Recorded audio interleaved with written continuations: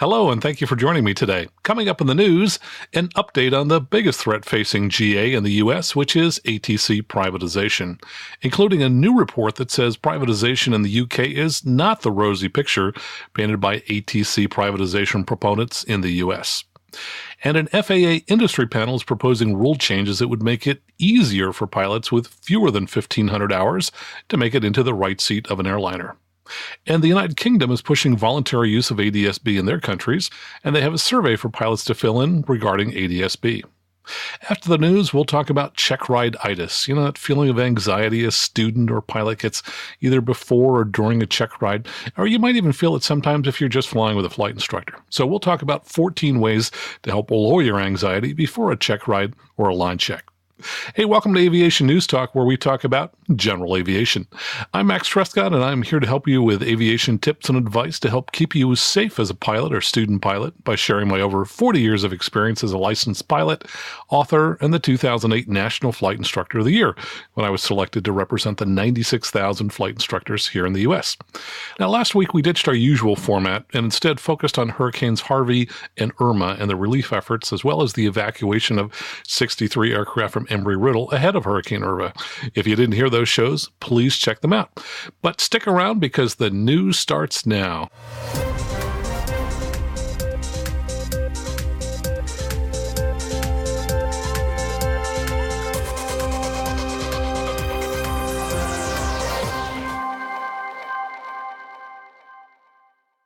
From thehill.com, the House will vote on a Trump-backed plan to separate air traffic control from the federal government in early October, according to Bill Schuster, who's chairman of the House Transportation and Infrastructure Committee. Now, you may recall we talked just a couple of weeks ago and said that we thought that bill was going to come to the floor just within the last couple of weeks. Well, what happened, of course, was Hurricane Irma and Harvey, and the bill has been pushed out. The other problem, of course, is that funding will run out for the FAA at the end of September, and there's just not enough time to push through the ATC privatization bill, get it reconciled with the Senate and the Conference Committee, and have that passed by the end of September.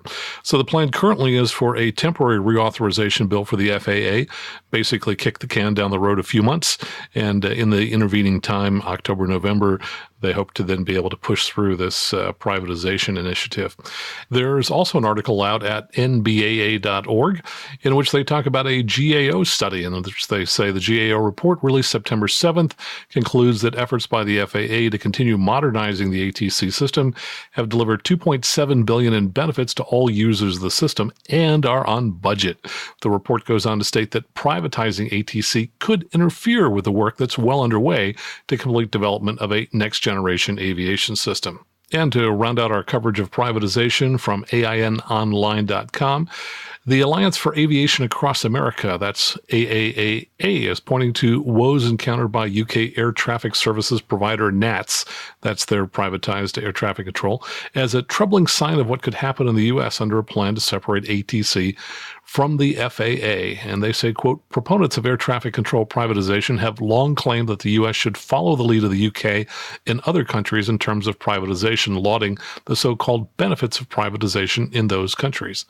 The Alliance notes, the truth, after moving to a privatized ATC, the UK has been plagued by increasing delays, widespread technical glitches, mass strandings, and resulting in calls for modernization and a potential government bailout. And I'll just mention that there was a bailout of the privatized ATC, more than 10 years ago, to the tune of about 130 million pounds.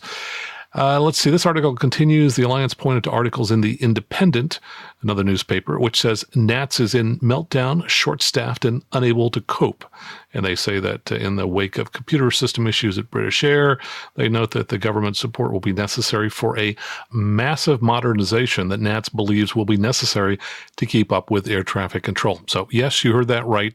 Even though ATC is privatized in the UK, some people believe that they may be going to the government for more money to try and update their system, which, by the way, is exactly what the proponents of ATC are saying will not have to happen here in the U.S. If we turn it over to a private corporation, the U.S. won't have to pay for the future modernization of the system. So stay tuned. This fight obviously is going to continue for a long, long time. From the Washington Post, an industry panel recommends rolling back aviation safety rules. Well, the FAA has a aviation rulemaking advisory committee, and last week they recommended eliminating or scaling back dozens of safety rules, including one on airline pilot qualifications. You may recall that in the wake of Colgan Flight 3407 back in February 2009 near Buffalo, New York, that there was a change made which requires pilots to have at least 1,500 hours and an ATP certificate before moving into the right seat of an airliner. A lot of folks, including the regional airlines in particular, have been saying that this is really a problem that exacerbates the current pilot shortage and that we need to make some changes. Well, the report is recommending that pilots with fewer than 1,500 hours be permitted to qualify for an ATP license if they, quote, receive academic training from their airline. So this may be a way for airlines to bring people into the right seat with fewer than 1,500 hours. And to nobody's surprise, the Airline Pilots Association International opposes this change, saying in its dissenting opinion that the pilot supply in the United States remains strong.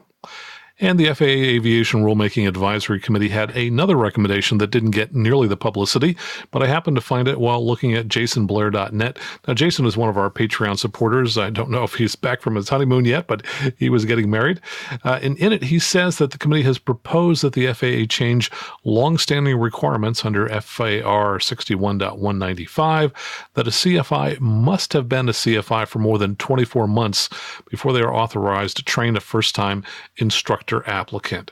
The recommendation is that they change that so that the instructor have held their certificate for at least 24 months or has completed an FAA-approved standardization course at a Part 141 training school that provides instruction on the intricacies of training a flight instructor applicant. And their rationale includes, quote, the turnover of CFIs around the country is tremendous, and there are very few full-time permanent CFIs. The flight instructor profession is a transient position for the vast majority of pilots on their way to fly jets professionally. As a result, instructors are moving fast to regional airlines. Our turnover and the turnover across the training industry is approaching 90% annually. Well, I'm certainly not seeing that in our local area. There are certainly fewer CFIs, but most of the folks that I work with are not planning on airline careers. But that change would, for flight schools that are having trouble retaining CFIs, allow lesser experienced CFIs to train someone else to become a flight instructor. And turning to international news from avweb.com, Nav Canada, that's their privatized ATC, to refund $60 million to users. Well, Nav Canada recently said it will refund $60 million in fees because, quote, higher than expected traffic growth this year has put us in a position to be able to refund these fees to our customers. They say the fees are going down effective September 1 with a 3.5% average reduction and a 0.4% one-time rate reduction. Now, simultaneously, the Canadian Owners and Pilots Association, COPA, recently told AOPA that they should stop citing Canada's system as an example of failure. COPA President Bernard Gervais said that his 17,000 members are, quote, largely satisfied, quote, with the service they receive from Nav Canada, although COPA has had some issues with Nav Canada's restriction of VFR access to some of Canada's major airports in recent months. And I agree with that statement. I've had a number of comments from Canadian pilots saying, hey, the system works great up here. And as I've said in one prior episode, your system is quite a bit different than what's being proposed down here. So it's a kind of an apples and oranges comparison. And turning to the UK from aviationtoday.com, ADSB is the best electronic conspicuity for general aviation. I don't know how they came up with that word, but the Civil Aviation Authority, CAA, the regulator in the UK, has announced a new policy with ADSB, and they've said that ADSB equipage is not mandatory for GA operators in the UK, but that the regulatory agency is working to develop what it calls an integrated electronic surveillance solution for GA aircraft. And according to an announcement they posted on their website, the agency has confirmed that ADSB in and out using the 1090 megahertz surveillance spectrum is the, quote, preferred national system to improve electronic conspicuity for GA, ideally through transponders, unquote. And the CAA says they want to increase the number of GA aircraft with electronic conspicuity. predict they're going to change that phrase. It's a little hard to say.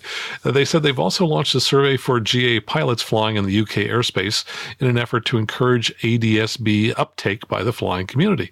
The survey seeks information on the types of devices already used by private pilots and the devices they would prefer to use. And they're also launching several trials to assess the effectiveness of these devices. These include trials at Dundee Airport to investigate a low-cost system receiving MODES and ADS-B data to provide ATC with more information on aircraft operating outside of their controlled airspace, and a test on the transmission of weather data from the ground direct to a GA aircraft cockpit via 978 megahertz. And that trial is being done by equipment manufacturer Avionics and aeronautical information service provider SkyDemon. They say in the long term, the system may also assist drones in safely integrating into UK's airspace. And if you're in the UK and you'd like to take that survey, I'll include a link to it in our show notes, as well as on our Patreon page. You can find the show notes just by tapping the artwork at the top of the display if you have a iPhone, or just go to aviationnewstalk.com and you'll find the show notes there.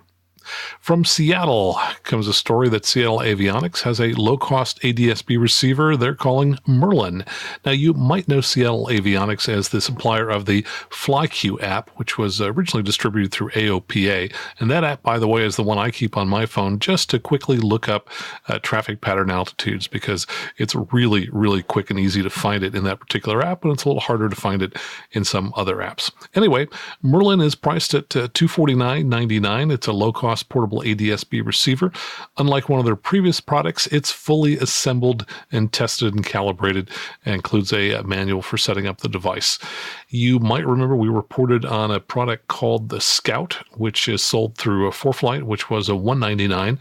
I was comparing the two products, just looking at their specifications, and the key differences I see is that this particular system from Seattle Avionics includes an AHARS, so that's essentially a semiconductor-driven gyro, if you will, which would allow you to use synthetic vision. Also, it has a 4-hour battery pack. The Scout, I believe, doesn't have the AHARS, and for sure, it doesn't have the battery you need to plug it into the system. Now, as we reported before, the Scout is exclusive to ForeFlight, only works on that app. However, Seattle Avionics made it clear that its new Merlin will integrate with a variety of third-party apps, including ForeFlight, as well as other Apple and Android devices. They say, quote, "We learned a long time ago that customers love the option of using their devices on whatever app they like best, and the new Merlin integrates with other tablet apps." And finally, from BusinessInsider.com comes this story that we talked about briefly on the Airplane Geeks podcast earlier this week. It's all about eliminating pilots in the cockpit. You may recall, if you've been around a long time, that many airplanes had 4 crew members in the cockpit. The navigator and the flight engineer have since been eliminated. And this report talks about the often discussed possibility of getting rid of one of the remaining pilots, or maybe eventually getting rid of both of them. And UBS, the Swiss financial company, says the airline industry could save as much as $26 billion from no longer having to pay pilots, another $3 billion from cheaper insurance and lower training costs, and the remaining $1 billion could be saved from optimized operations from new pilotless technology. Now, this is not going to happen overnight, but they think it could take places in phases. So with further development, the thinking goes the workload in the cockpit could be reduced to the point where only one pilot is required before eventually autonomous technology renders human pilots unnecessary. I hate hearing that word. Anyway, in this study, UBS surveyed 8,000 people and found that 54% of them are unlikely to take a pilotless flight. But this was rather interesting. They said among those most likely to fly on pilotless airplanes, those were people who were between ages 18 and 34, people from the U.S., business travelers, and people who book their travel on location or through email. So if you're planning a future career as an airline pilot, you may have a good 30 years ahead of you, but be aware that at some point you may get thrown out of the cockpit. That's the news for this week. Coming up in a moment, we talk about 14 ways to reduce anxiety about a check ride, plus listener questions. A listener asks, can a tower deny your request for special VFR? And another one asks, what can we do about the CFI shortage? Stick around. We'll be back with answers to those questions and more.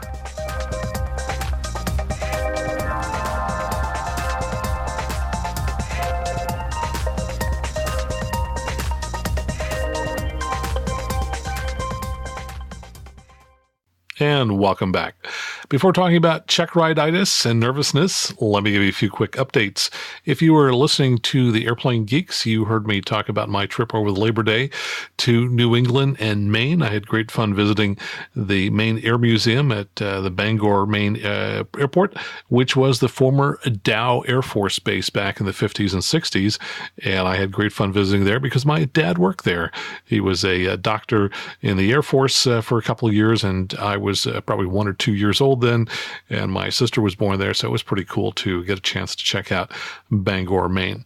Also, I have an article that just appeared on Avemco's newsletter, and I'll put a link to that here on the show notes and also on our Patreon page. It's part of their On Approach newsletter, and I've written a couple articles for them. This one is called Misleading Computer Screens in the Cockpit, and I give a couple examples of how XM and ADS-B radar data can be a little bit misleading. I also take about the fuel range ring that's found in the Garmin G1000 and the Cirrus Perspective Glass cockpit aircraft, and how there are some gotchas, and give an example of how somebody almost ran out of fuel while using the fuel range ring. And finally, a lot of details about portable ADS-B receiver limitations, which we've talked about in details on that. So check out that link for Avemco and their On Approach newsletter. By the way, you can also subscribe to that newsletter. If you click on the link and read my article, just look in the left column and there's a sign up button there. Hey, speaking of Patreon, I want to thank new supporters. I listed about 10 of them in one of our interview shows recently, but I have a new one who came in this past week, and that's Grant McCarran. Now, folks who listen to Airplane Geeks will recognize Grant's name. He's a balloonist.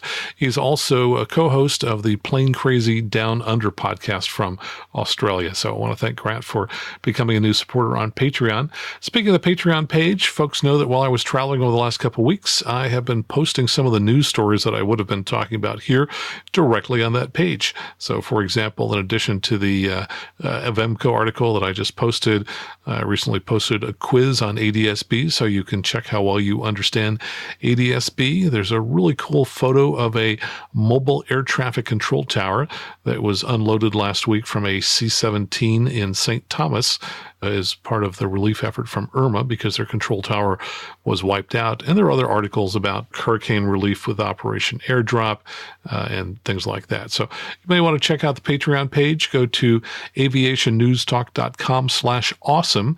And while you're there, take a look at our goals that are listed on some of the left side of the page. For example, we're making progress on creating that app that will soon appear in the iTunes store and later in Google Play Store, so people can listen to this podcast without having to go through a podcast app. And also, if you'd like to make a contribution, there are different contribution levels, and with each level you get different goodies. For example, the $4 a month and above patrons get access to my original script for this show, and the $8 a month and above donors can see the news stories that I've cut because I didn't have room for them in the show. And this week I had to cut a lot of stories because they've stacked up for the last couple of weeks. Anyway, you can donate however much you'd like over a credit card. Really simple to support the show by just going out to aviationnewstalk.com/awesome.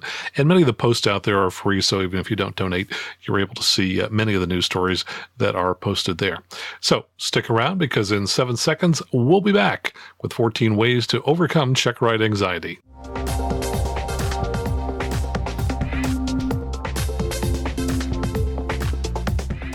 Welcome back. And a quick shout out to Gerard, who is visiting from Ottawa. He and I just finished an airplane ride a couple hours ago. We were taking the Cirrus up over San Francisco, took a lot of pictures. Beautiful, clear day. It's a little windy. It cleared all the haze out. So fun flight. Anyway, let's talk about 14 ways to reduce checkride anxiety. Now, this applies to student pilots in particular because it's going to be your first check ride, but it applies to all pilots. If you think someday you're going to go for an instrument or a multi-engine or seaplane or glider or commercial rating or ATP or CFI check ride, or maybe even work for a charter company or airline. So check rides are just kind of a way of life. And in fact, a flight review, yeah, that's sort of a check ride, not really. I had an email that actually prompted this whole conversation. So you know that we have surveys, which you can find up at aviationnewstalk.com/survey. And at the end of each survey, I ask people to talk about topics that they'd like to hear about. And Dr. Wayne, at the end of the survey, said he'd like to hear about anxiety flying. And I thought he was talking specifically about check ride anxiety. Sent him an email to find out more details, and he said In aviation, criticism can save your life. Nevertheless, when I'm corrected by an instructor, I cringe. Did I just bust the check ride? Does he think I'm incompetent? Why do I always forget the gumps check? These are the thoughts that race through my mind. I dread the drive to the airport for a check ride, but as always, I love the exhilaration of a successful ride. I did 8 consecutive yearly Form 5 check rides as a mission pilot with the Civil Air Patrol, each with a different examiner, so I may be a better pilot than I think. That's probably true. This year, I passed a VFR Universal check ride with Open Airplane. On every check ride, I managed to make some stupid mistake very early and soon became mildly flustered for the remainder of the flight. It's weird how I can run a code, drop a central line, or tweak a ventilator for an ICU patient in respiratory failure and not even flinch. But in the Cessna, my mind sometimes freezes. I just get so intimidated by the professional pilot. I fly for fun about 1 to 2 hours per week. Well, Doc, all I can tell you is that I used to freeze whenever I saw a doctor, and I guess they call that white coat syndrome. So all I can say is don't worry about it. This applies equally well to your situation as well as to a student pilot who's coming up on our first check ride. What's important to remember is that you're being evaluated by the examiner. You're not being judged. And there's just a huge difference. I mean, none of us likes being evaluated, but that's just part of the package when we choose to become a pilot or really to take on any position of responsibility. So an evaluation is really just how did you perform answering the questions and performing the maneuvers on that particular day. It's just an appraisal of your performance at that instant in time for a particular task. And of course, nobody is perfect, and that's a good thing. Fortunately, perfection is not what's expected on the check ride. But if you are demanding perfection from yourself on a check ride, and probably in other realms of life as well, you, and I'm talking about everybody now, are setting yourself up for disappointment because humans aren't perfect. And to expect that from yourself is totally unrealistic. And it's also not real helpful in building your confidence. And we'll talk about confidence again more in just a moment. But let's talk about what the examiners are really looking for when you're on a check ride. They're not looking for perfection. He or she is really looking to see if on that particular day you met the minimum standard for that check ride. And if you happen to fail an item or two on the check ride, it just means that instead of becoming a pilot or an instrument-rated pilot on that particular day, that instead you're going to become a pilot or instrument pilot a week or two later. So you really have to ask yourself, in the long run, will it really matter if you didn't become a pilot or an instrument pilot until maybe a week or two after you originally planned to? Well, of course it doesn't. That's crazy. So just relax. A lot of people worry that failing a check ride is the end of the world, and that's absolutely not the case. So first, remember, you're just being evaluated. You're not being judged. The check ride is not a judgment of you. In fact, the examiner will not be judging you as a person or judging you over your worthiness or your value to society, and he or she won't be making different judgments regardless of whether you pass or fail. You got to remember, for most examiners, it's just a job. You have a job, or you've probably had one before, so everybody out there listening kind of knows what that feels like. You know, you just want to get through the day with a minimum of hassle. You'd like to feel that maybe you accomplished something, get paid, and move on. And it's the same truth with the examiner. And remember, the examiner is not some supreme superhuman being. He's just another pilot like you who is doing his job. And here's a little secret I want to let you in on. Examiners really do want you to pass. And if for no other reason, it makes their job a little easier. First, they don't like telling people that they failed. So you can make their job, even easier if you do your best on the check ride, and that'll reduce the paperwork they have to do. And they don't have to, let you down by telling that you didn't pass. And don't ever feel like you're being judged by other people just because you failed a check ride. Now, every pilot who takes a lot of check rides will eventually fail one. That's true for professional pilots as well. So they all understand when other people sometimes don't pass a check ride.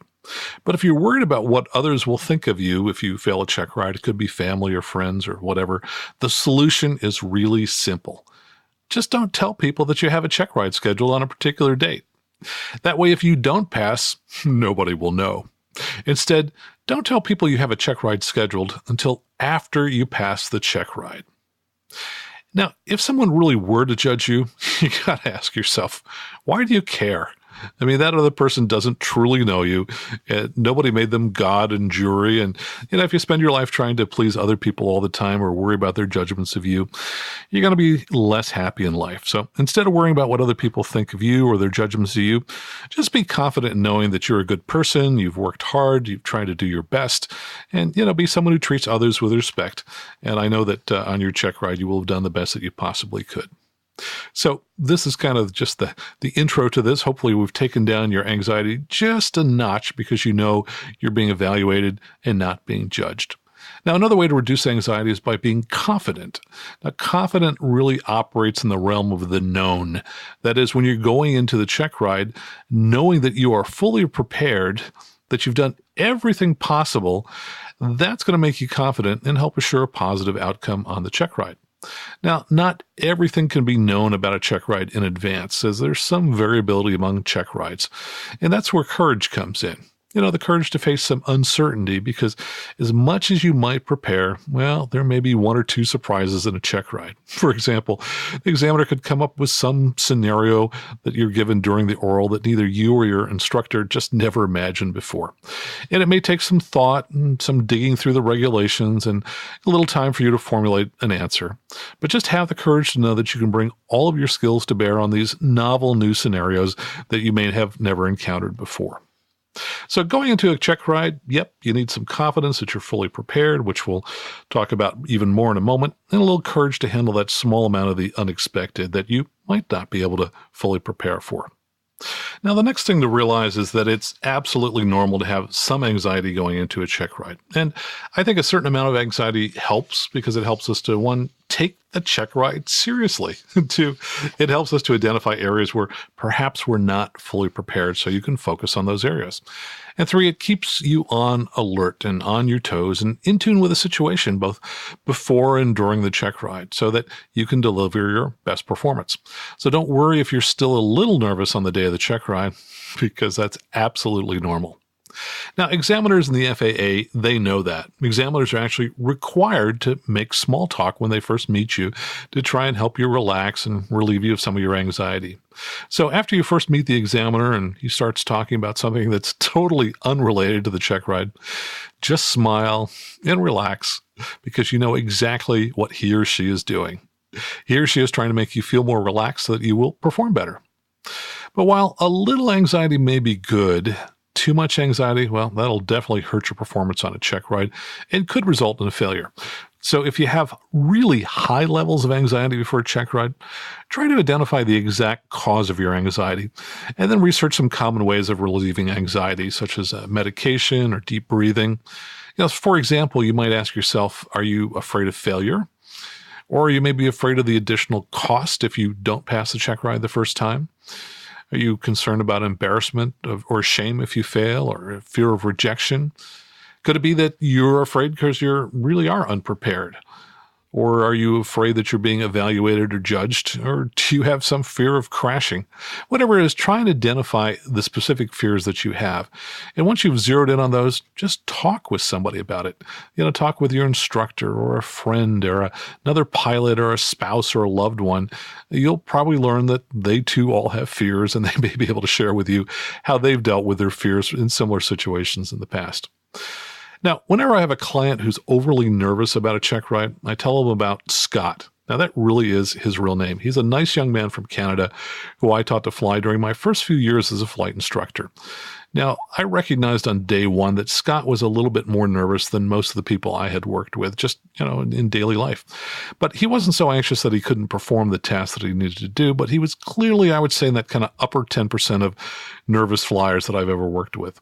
So coming up on the check ride about a week before, I was really quite surprised when I noticed that Scott was calm and relaxed, much more so than ever before. Now, that totally caught me off guard. I expected he was going to be even more nervous, not calmer, since he had the check ride coming up. So I asked him about it. And here's what he told me. He said that he decided to go up and plan the day of his check ride in advance in a way that was going to give him the greatest pleasure and reduce his stress.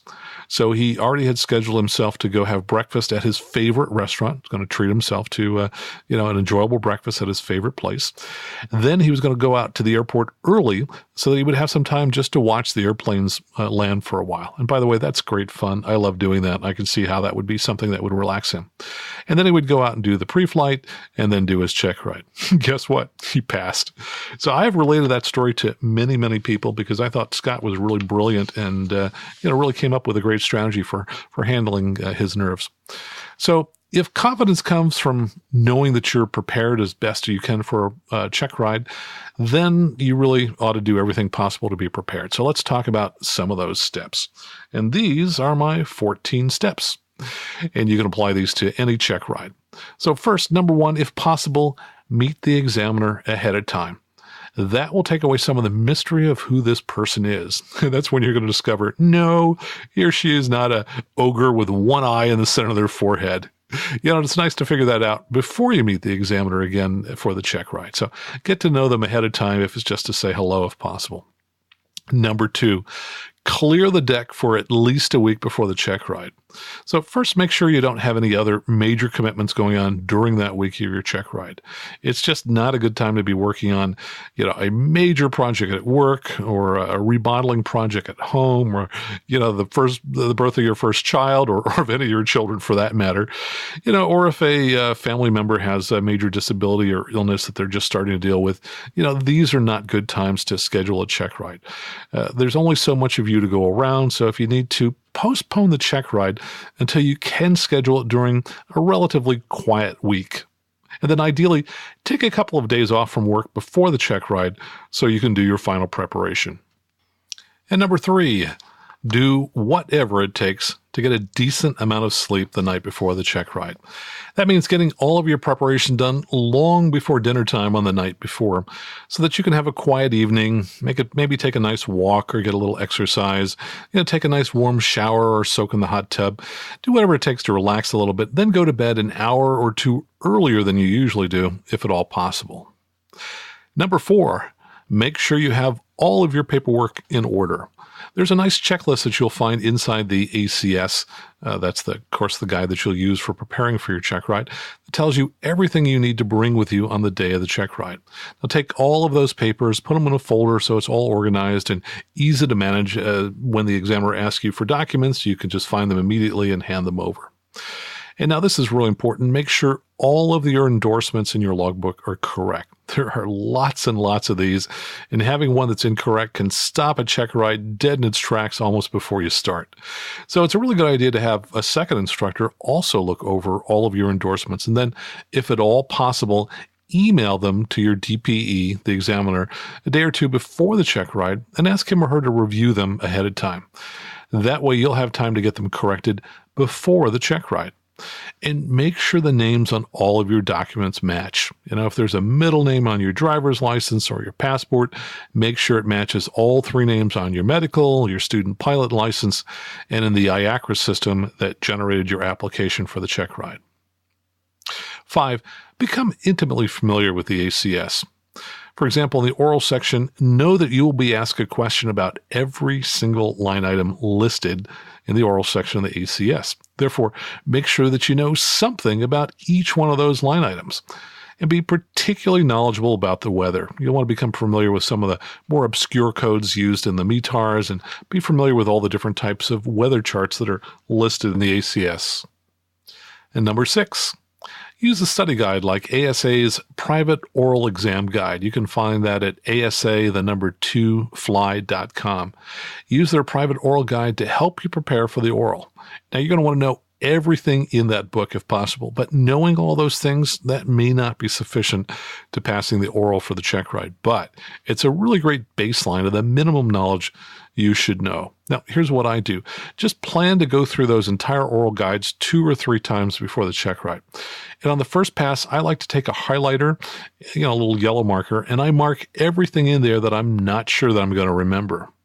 And then, as I make subsequent passes through the book, I'm going to read just those items that I've highlighted. And that makes it easy to focus in on fewer and fewer items as you build your knowledge for the check ride. 7. Do a mock check ride with your instructor or another flight instructor. Go through the entire process, both on the ground and in the air.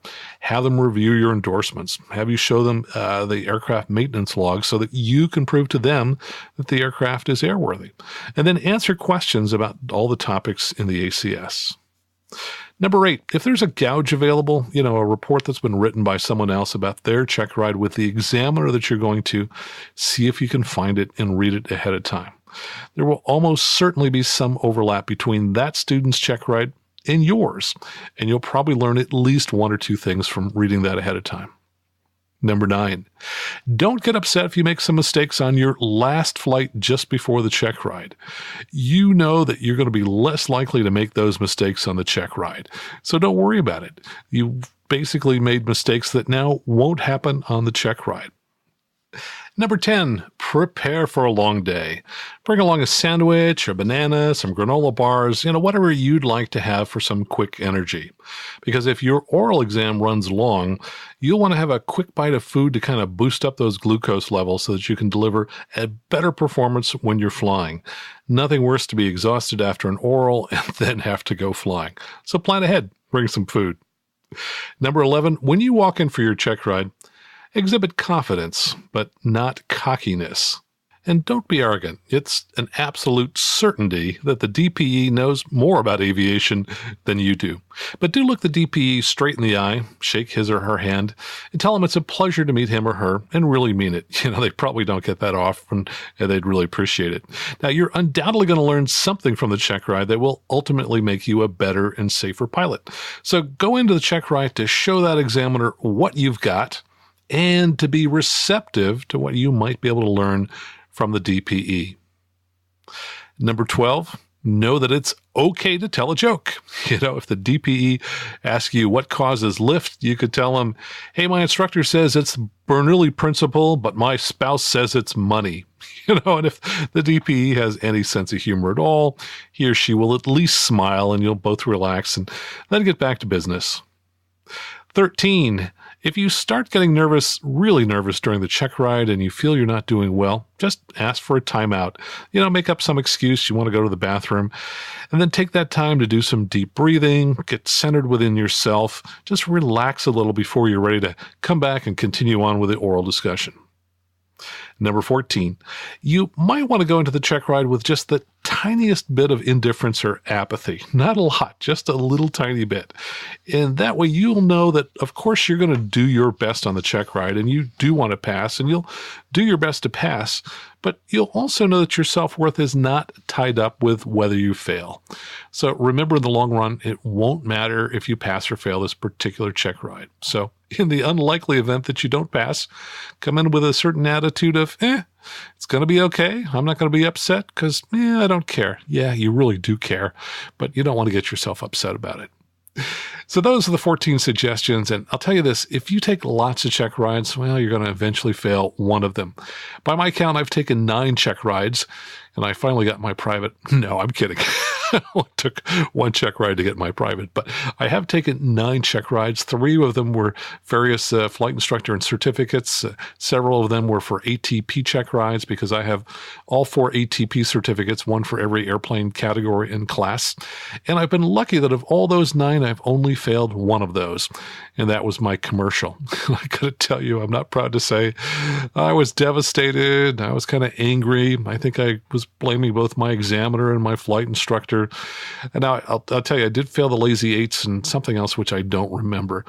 In my CFI said something that I remembered for many, many, many years, and which I recently went back and thanked him for. He said, Max, you really need to take a look at how you handle failure. As a young guy at the time, and I just really didn't have a good handle on how to deal with failure.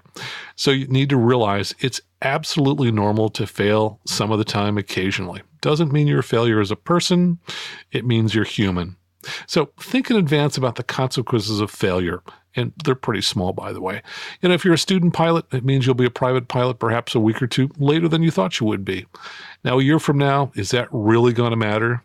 Yeah, it does. Certainly not. Now, it means you'll spend a little bit more money that you'd hope for otherwise, but that means only one thing. When you die, your kids are going to inherit slightly less money from your estate than they would have otherwise. So don't worry if it costs you a little extra for the check ride than you had expected. But if you do fail, don't dilly-dally, because you're going to have just 60 days to go ahead and go back for your recheck. Now, a few years ago, just as an example, I had someone come to me asking for my advice on instrument flying. And, I told him what would take and how we could do it together. And he decided, I don't think I'm going to fly with Max. I'll just go fly down to LA, do one of these 9 or 10-day wonder schools, and come back instead. By the way, the dirty little secret is a lot of these schools take more than the 9 or 10 days that they promise. Anyway, he came back to me afterwards because he had failed his check ride with a local examiner, LA, after he went through the 9 or 10 day school. And when he came back here, he said he wanted to fly with a local examiner instead. And I said, well, that's fine. But I told him to absolutely focus on the oral. And he said, well, I got through the oral. I don't think I'll have to do that. He didn't listen to me, and he failed again. Why? Because he was asked some questions on the oral. So all I can tell you is when you're preparing for a check ride, listen to what experienced flight instructors will tell you, and they will usually give you advice that's going to help you get through the check ride. So it is okay, by the way, if you fail, to take your pink slip and go to another examiner. And I, in fact, did that with my commercial. At the time, my examiner said, boy, I've never heard of anybody doing that before. Well, I've had 2 students who've done that since, and it worked out well for them. And that's not a problem at all. If for some reason you're just not happy with the examiner, you don't want to see him again, find another examiner to finish up your check ride. Now, I got to tell you, I was kind of nervous for my first 4 check rides. So that was for my private, my instrument, my multi-engine, and my commercial. But by the time I reached my 5th check ride, which was for my initial CFI, I was really totally relaxed. And I think going into it, I kind of, rather correctly or not, I kind of thought, well, this will be kind of an exchange of knowledge between peers. Probably wasn't really, because he certainly knew more than I did. And I'd already been a ground instructor for about 9 months going into that. And I taught 2 instrument ground schools, and I felt that I knew my stuff reasonably well. I'd done some teaching, and it did turn out just that way. It felt like I was chatting with a friend, and we shared lots of information. He asked me to do things. I did them. And after that, all my other check rides have also felt reasonably comfortable. So a lot of having a successful check ride is your attitude going into it and feeling comfortable that it really will be okay. Now, if you're on your check ride and you don't quite think you met the standard for a particular maneuver, go ahead and ask them to do it again. Now, if you're not allowed to do it again, just put that behind you and focus on each of the remaining tasks. And by the way, one reason why they might not let you do a particular item again is because even though you felt it didn't meet the standard, they felt, it's close enough. And that's why they told you, nope, not going to have you do it again. But imagine you did have something on your check ride that was just slightly marginal. You don't want that to shake you up. Instead, you want to use that as motivation to just absolutely perform exceptionally well on everything else. And there's a good chance that you pass. If you do a clean check ride and there was one thing that was ever so slightly marginal, the examiner might pass you. And I got to tell you, that's exactly what happened to me on my instrument check ride. Now, I know Morse code because I've been a ham radio operator since I was a teenager. And on the check ride, I went to ID the ADF facility that we were listening to with an NDB receiver. No, this was not back in the 1920s. This was in the early 1990s. Now, I correctly read the Morse code, decoded it in my head, but I failed to look at my chart to verify that the Morse code was correct. Now, the needle wasn't indicating what I expected, and after about 2 minutes, I realized I was tuned to the wrong NDB. And that's when I learned that identifying a nav aid is more than just decoding the Morse code. It's also matching that code to the chart to verify that you're listening to the correct station. Well, anyway, I figured there was a good chance I had failed at that point, so I just immediately relaxed and just concentrated on flying the rest of the flight perfectly. And it worked. The examiner asked me afterwards what I'd learned. I told him I learned that I could have killed myself, and he said he just couldn't see having me do a retest just to show that I could identify a nav aid. So I passed. So in summary, remember that being nervous for a check ride is absolutely normal, but that thorough preparation will increase your confidence, and that will bring your nervousness down to a manageable level. Then bring a dash of courage with you to handle the unknown, those one or two surprises you might encounter on the check ride. Structure your day like my client Scott did so that it will be as enjoyable as possible. And figure out what makes you relax. Use those techniques when you're feeling stressed and get a really, really, really good night's sleep the night before. And then mix in just a tiny bit of apathy about whether you'll pass or not, knowing that in the long run, it won't matter if you don't become a pilot until a week or two later than you had hoped to become a pilot. And then treat the check ride as an opportunity to demonstrate what you can do and be receptive to anything that you might learn from the examiner during the check ride. And as crazy it sounds, just enjoy the process because there really is no reason to get overly stressed about a check ride. Coming up, can a tower really deny your request for special VFR? We'll be right back.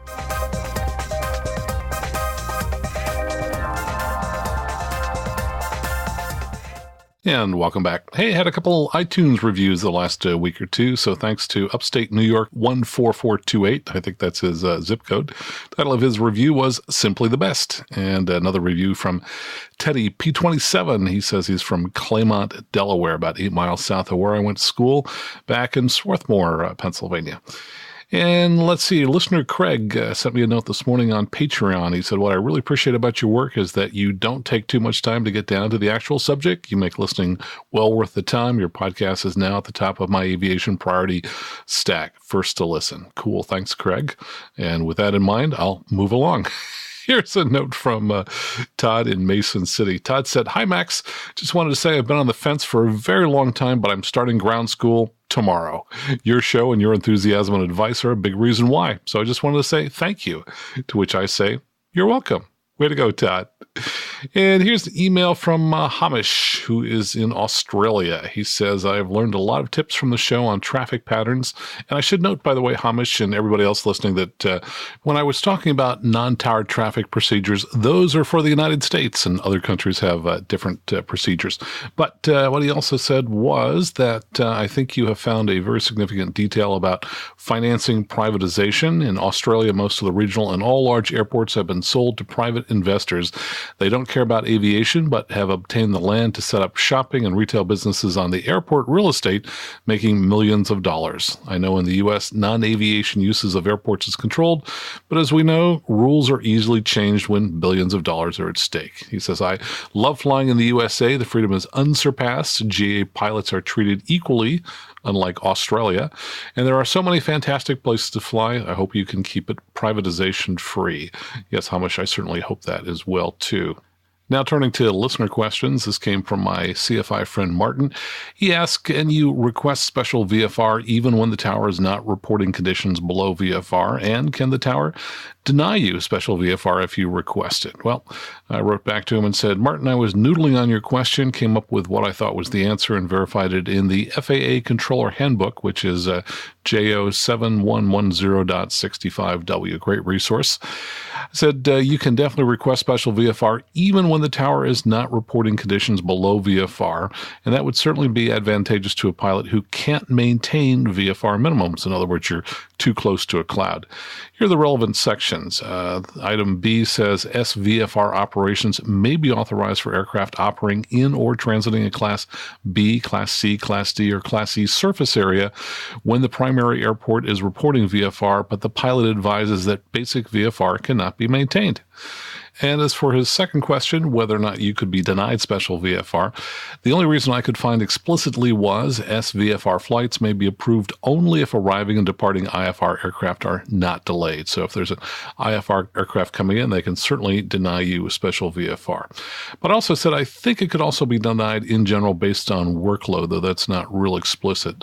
The handbook does say in another section, the primary purpose of the ATC is to prevent a collision between aircraft and to provide a safe, orderly, expeditious flow of traffic, and the ability to provide additional services is limited by many factors such as volume of traffic, frequency, congestion, et cetera, et cetera.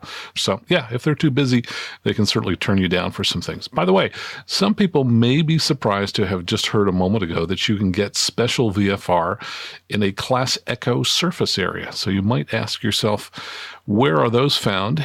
You do find them sometimes at non-towered airports that perhaps have a ILS. So I can think of a couple couple of them around here. Merced in the Central Valley is one. And then the next question would be, well, if it's non-towered, who do you ask for permission for a special VFR in a Class E surface area? And the answer is you talk to the approach control facility that handles that area. So here in Northern California, NorCal could issue a special VFR clearance for the Merced Airport. And here's a note from Patreon sponsor Ken. Ken says, while the airlines are already feeling the effects of the pilot shortage that is no longer just looming, it's here, we in general aviation are facing a different type of personnel shortage of our own, a CFI shortage. Ken says, we hosted a very successful Rusty pilot seminar this past weekend with 63 people attending. Of those, over half wanted to sign up for flight time with the CFI immediately to get current, but many were unable to schedule a flight in the next month because the flight school we co-sponsored the event with just couldn't find enough CFIs. That's too long to wait, and we undoubtedly are going to lose some of those who will either go somewhere else or drop out altogether. Again, what can be done about this shortage? What role can the national organizations like AOPA, Gamma, etc. play in recognizing, publicizing the shortage, and in actually addressing it? Yeah, Ken, it's definitely a problem. I hear this over and over again, all kinds of variations of story that it is tough finding CFIs these days around the country. One solution is to become a CFI. And I'll just go ahead and highlight one place that's doing that. Down at Tradewinds Aviation, they have a CFI course October 2nd through the 8th. It's 7 days long, runs from 10 a.m. to 5 p.m. And they've got a 340-page workbook that they give out. It has a complete set of lessons plans and flow charts for applying the regulations. And I'll just go ahead and give you the information. They say, by the way, they have 6 people currently signed up, and they can only take 9 people in the class. So anyway, not going to generate a whole lot of CFIs, but it will be a few additional ones. Anyway, the CFI boot camp is at 650-600-1021, or you can email Mike Shiflett, that's Shiflett, at cfibootcamp.com. And that's all the time we have for questions this week. I'll have some that I'll get to next week, including talking about Aaron's engine failure, Daniel's question about loading a second approach while you're still flying the hold for the prior approach, and others. By the way, if you have a question and you'd like me to answer it on the show, please go to aviationnewstalk.com. Click on Listener Question up at the top, and then you can record your question, which I'll play on the show. Or if you'd rather send an email, just go to aviationnewstalk.com, click on Contact at the top of the page. I would love to hear from you. By the way, I heard relatively little feedback last week about the 3 interview shows we had related to Hurricanes Harvey and Irma, though one person did email to say that he wants to fly his airplane to Florida to help. So please let me know, did you enjoy those shows, or would you rather just have the regular news shows? As always, I'd like to hear from you. And also, I'd love to have your help in promoting this show at your airport. I would like to ask you to post one of the Aviation News Talk podcast business cards on the bulletin board at your airport or your club. And if you'd like multiple cards to post at multiple airports as you fly around, just let me know. Go out to aviationnewstalk.com, click on Contact at the top of the page, and email me your address, and just let me know how many business cards you'd like me to send you. I'll put them in an envelope and mail them right out to you. And if you haven't taken our survey to tell us about what flight planning tools you use and how you go about planning longer trips, please go now to aviationnewstalk.com/survey, as that survey will be up only until the end of September. You can find, by the way, any of the links that we've talked about in the show by just tapping the artwork displayed at the top of the screen if you're listening to us on an iPhone or an iPad. And finally, don't forget, if you're thinking about buying a new or slightly used Cirrus, please contact me early in the process so I can talk with you about some of the different criteria you need to consider as you evaluate the various trade-offs. And they're not all obvious, so give me a call. I'll be happy to talk with you about that. Finally, if you love the show, please show your friends how to find this podcast on their smartphone. And until next time, fly safely, have fun, and keep the blue side up.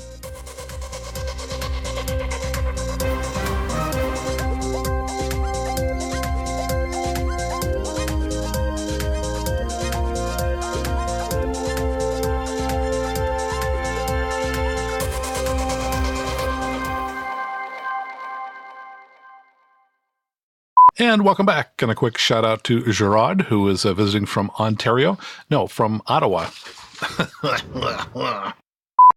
And welcome back. And a quick shout out to Gerard, who is visiting from Ottawa. Ottawa? Yeah, Ottawa. To verify that the Morse code that I had decoded was that correct Morse code. Blah, blah, blah, blah, blah.